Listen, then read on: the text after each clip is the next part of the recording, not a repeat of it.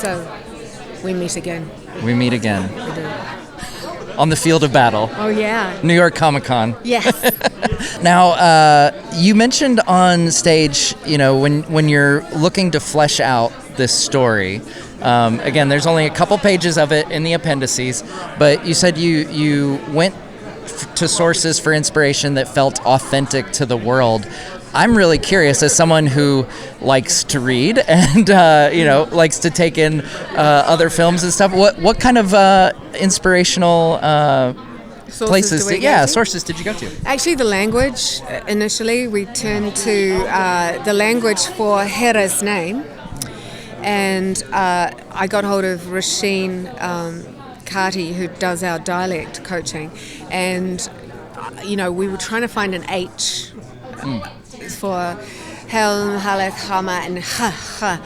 Yeah. We tried Hilda, we tried Helga, we tried a number of H's that felt like they had that. It needed a poetry to it, and Fran suggested Héra, Fran Walsh suggested Héra, and then I was worried. I was like, well, she's a Greek goddess, though. Yeah. And then I thought, or is she? Like, can we find that? Those vowels, those sounds, can they authentically be summoned from Old English? Can we find? And yes, they're in there. Oh. And actually, if we could have put an H at the end of the Héra, if we could have put an H, so imagine there's an H at the end. Her name would have meant something close to noble. Oh, okay. Yeah. Interesting. Yeah. Now I'm curious. This is the 7th film in kind of this Middle Earth filmic journey that you've been on here. This obviously needing to fit in the same world and connect to those films. How do you balance having connective tissue and references without overstepping into repetition of what's come before? Is that a struggle that you come up against when making this? I did worry about it. And in fact, we do come across that. One of the things I think I've learned as a storyteller is when you run into those problems, it's like using, there's an old saying, I can't remember who coined it, but use exposition as ammunition. So when you're carrying a lot of exposition and a lot of explaining that you have to do, explaining that you have to do, then I think what's important is that you find a way to actually make that useful to you and turn it to your benefit. And so we actually do have a little bit of things that you will have seen before here, and there is some repetition in here. But what we tried to do is actually point it up and make it something that use it as ammunition. Like, these are the ancestors of the people that we meet in the live action films, the ancestors of Theoden. And there's something about Helm that is very different, don't you think, to Theoden? Yeah. And so what's cool is that when you meet Theoden, he is this, when you meet him in the live action films, how the line of Rohan has shriveled into this. And I sort of see it that Rohan is now descended perhaps because of this it's not Gondor. There is no, as Brian was saying, there is no divine right of kings or through them. We took the notion that the Rohirrim, a lord of Rohan, the king of Rohan, governs by consent, and so when you see the state that Theoden's in, it makes it feel like, wait, what happened to that? Where are the other lords? How did they disintegrate to this place? Yeah. We then begin to learn what was happening on the outskirts of that, and how isolated and deliberately isolated Theoden had become. But what's important about that, when you see it in the context of where he came from, is that is Theoden's journey in the films. He says that I can now return to the halls of my fathers and not now feel ashamed. Yeah. And now we get to see where that comes from. When you see Helm's last stand in this film, done so brilliantly by the great Brian Cox, that gave me chills, I have to say. Now, I'm sure we could nerd out for quite some time. Okay. Your lovely handler here is giving me the wrap-up signal, so I'm gonna do one last question. I'm curious, as you watch other people watch the film, what is the moment, without giving too much away, that you're going to be turning your head to the side to see people's reaction? You know what it is. You know what it is, don't you? I do know what it is. Yeah, it is quite shocking. It's quite shocking. Yeah, it's deliberately shocking. Okay. That's very cryptic. Yeah, and actually, there's a lot of pathos in it, and I love the way that Phoebe and Arty set up the pathos of that moment with that surprising character. Very surprising character who has a lot of layers to him and turns out to be incredibly brave. Well, there we go. Thank you so much, Philippa. All right, love it. This is the 7th film, in the last 25 years now of The Lord of the Rings. What is it like to carry that title on a film that that you've written, and is there a pressure there? Well, it was funny. Like before we left, we were to come over here. That they're finishing the sound, and you've been there. The sound up on the film, and I was doing some BTS interviews with the crew, just to quickly get some stuff in, and I was like nearly crying the whole time. Because it's about to happen again. But it's like I'm talking to Mike Hedges, I'm talking to Marty Kwok, I'm talking to Daniel Faulkner, all these guys who I grew up watching in the extended editions. Now I'm interviewing them about a film that I've helped create. It's too much. Like it is really emotional, and if you're asking was it daunting or what that pressure was like, it was half pressure, but like not wanting to make something bad, but it was also just like wanting to make something that felt as special to me as it would to the people.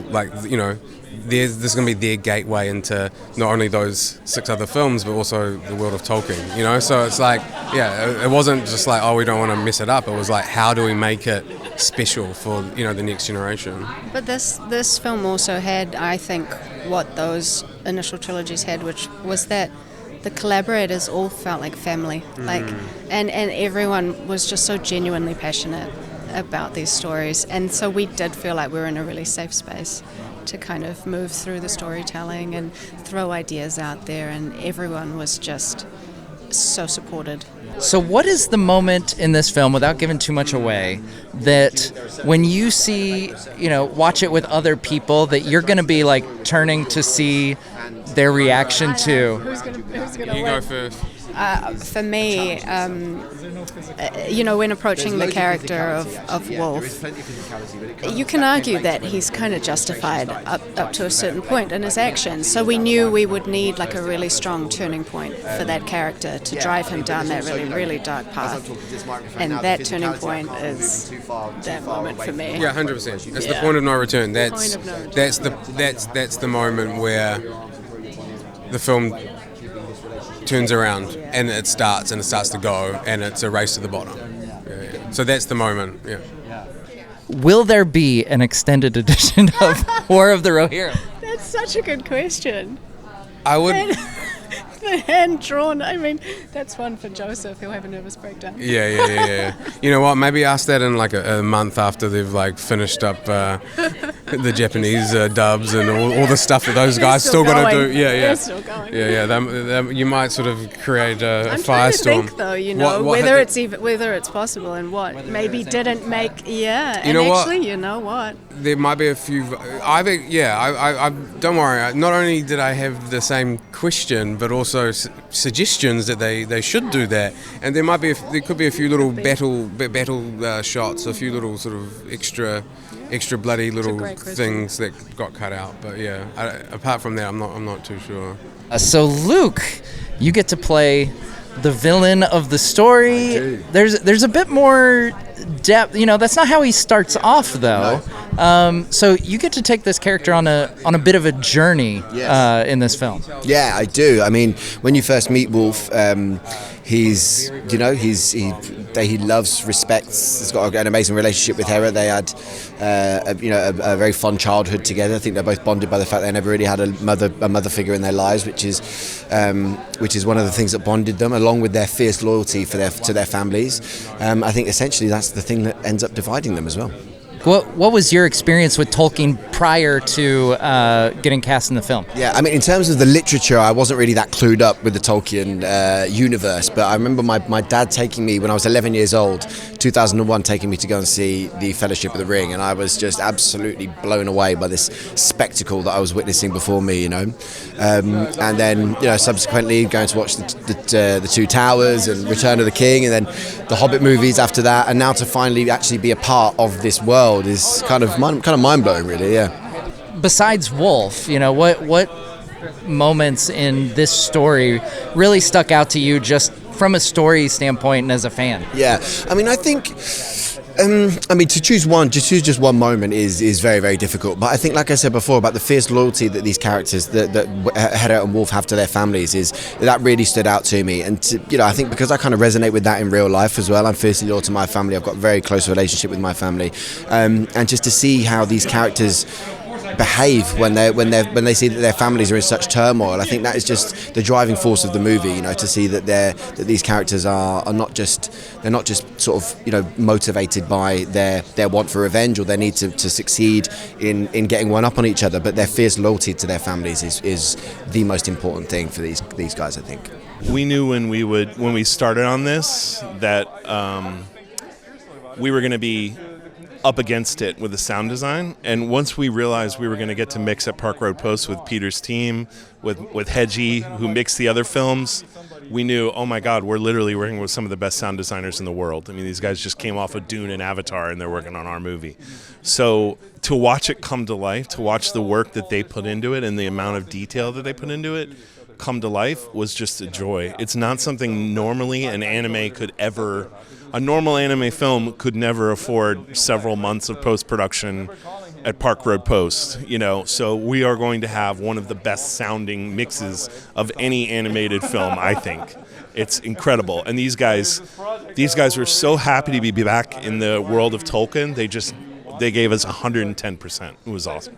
I do think that no one has done anything like this movie before, right? The only thing even close is the original Topcraft Rankin Bass Hobbit, right? Which is essentially anime, but it doesn't look like anime. Aesthetically, this looks like anime. So I think there's going to be people that bump up against, they don't necessarily want their Tolkien animated. And I think hopefully the movie will win them over if they give it a chance.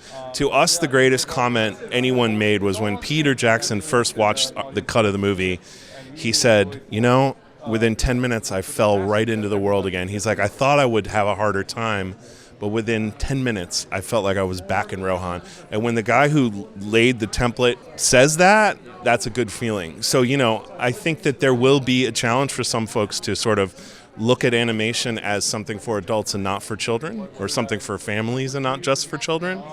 But I think if they give the movie a chance, they'll just, hopefully this story will do the work, you know what I mean, and the beautiful quality of the art.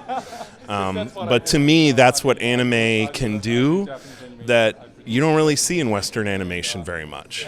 So, yeah, I mean, there's definitely some anime style in the shot choices, in the way, I mean, you saw Helm fly down and punch a snow troll. I mean, like, there's stuff that you wouldn't be able to necessarily do that in live action, but it still felt right for Tolkien because this is a legendary character who's going to do legendary things.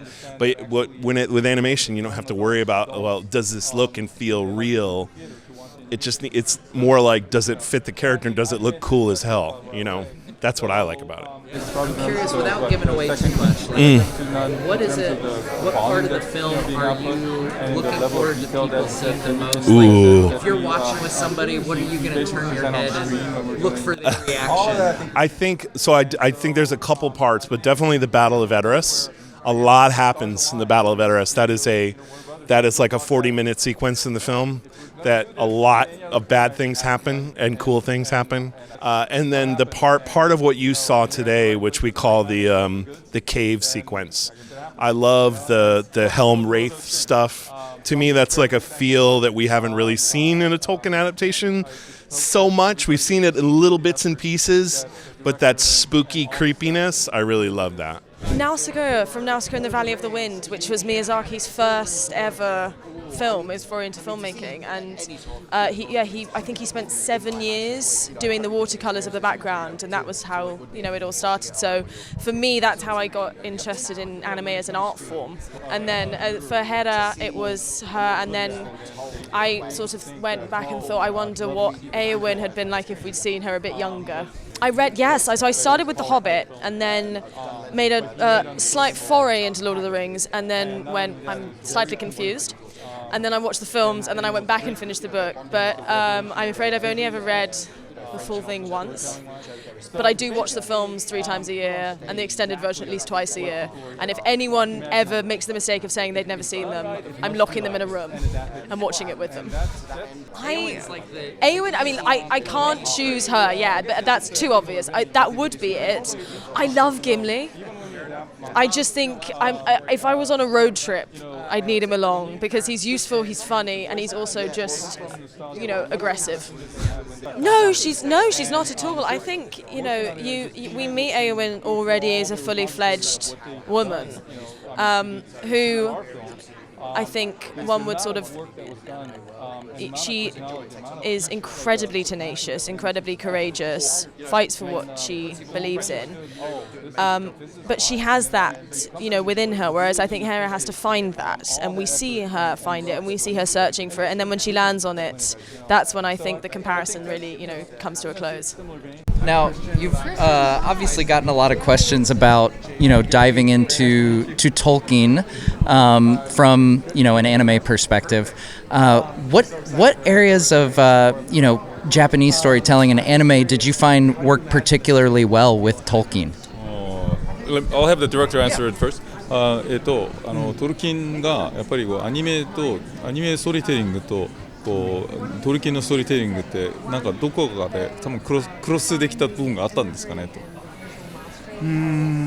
ぱりまだ映像っていうねジャンルがない時なのでイメージしづらい部分っていうのはあるんですけど、すごくトルキンはある種今風に言うなら設定オタクだったんじゃないかなと思うんですよね。そういうところを一回ピーター・ジャクソンもやっぱり映像化することでイメージしやすくなってたと思うんですよね。そこがさらにアニメーションでも親和性が高くなってたところなんじゃないかなと思います。So for him, I think when he reads Tolkien, it's he's the first one to really build a universe around the story, and so to use this kind of word is kind of weird, but he was probably a universe building otaku, meaning like he just really was so into building the universe and all the intricacies that comes with it. And that actually helps animation. I mean, especially when it comes to anime, when you try to do anything original, you need to think up everything because it doesn't exist. Anything fantasy, anything science fiction. So that's something that he's used to doing because he does a lot of original works. So there are a lot of things that commonality that when he saw, it's like, oh man, this man is the master. This man is a master of universe building. So he could feel it as he was trying to work on the story and visualizing it. And it was incredibly conducive to visualization. So it's a wonderful, wonderful text to work with. So the storytelling itself is wonderful, but also just all the details surrounding it. It's what gives rise to good visualization in terms of anime. Yeah. You've talked a lot about the horses and like how tricky that was and how much of a challenge. Was there anything that kind of surprised you on it being, I won't say easy, but like easier than maybe you anticipated? Nothing was easy on this project. I think we keep every single interview. I mean, we try to hit home the point. Normally, this is hand drawn. Normally, this takes 5 to 7 years. because of the work involved. And I mean, there's a techniques that he devised to make it happen. But then the staff and the studio, we actually had to implement that and to execute it. And that was within the about 20.5 years of time, including the script. So I mean, it was hard. I mean, I think for him, it was like the hardest project he's ever done, is what he keeps saying, and same for me. I thought I had it hard, like on Blade Runner, but man, this one just nearly killed me. But I mean, look, it's done. It's in the can. It's now in the hands of fans, and it's in the hands of people like you who love it and will push it, right? Yeah, yeah. So yeah, it was nothing about it was hard, but what was easy was just the rapport of everybody and just having the access. I think also the speed at which we were able to do this was also because we had the full access to the original, the creators of the films. So Weta and Peter Jackson, Philippa. I mean, we had the full access, and they were very collaborative. And anything new we had to do, it's like, hey, call up Alan Lee. It's like, really? He said, yeah, call up Alan Lee. Hey, here's John. And we're like, John how? Oh, okay, That never hurts. Yeah, it never hurts. Yeah, absolutely. So, it was a wonderful experience. And that's what made it easy, if any. But, the process itself was pretty hard, yeah.